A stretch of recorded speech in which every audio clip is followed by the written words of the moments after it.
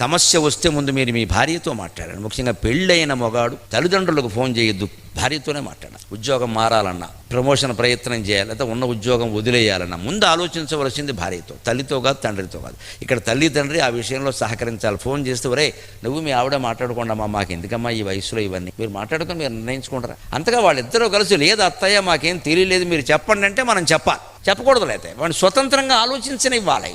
తల్లులకు తండ్రులకు నమస్కారం పెట్టుకోవద్దు. కానీ తల్లి మనస్తత్వం తండ్రి మనస్తత్వం ఎలా, మా వాడికి ఏమిటో 40 ఏళ్ళు వచ్చినా కూడా నన్ను అడగకుండా ఏ పని చేయాలంటే దద్దమ్మ అని అర్థం. అమ్మ అలా చెప్పడానికి సిగ్గుపడాలి. గీత దాటాలి. 40 ఏళ్ళు వచ్చే వాడి గీత వాడు గీసుకోవాలి. ఇంకా మన గీతలు ఏమిటంటే ఇక్కడ మనకి యమధర్మరాజు గీసాడు గీత, వీఆర్ 82. ఇంకా పెత్తనం కావాలి. దీని పెత్తనం అనరు, మమక లేదండి అది పెత్తనం. వాళ్ళ కాపురం వాళ్ళని చేసుకోనివ్వాలి, వేలెట్టద్దు. వాళ్ళ నిర్ణయాలు వాళ్ళు తీసుకోవాలి.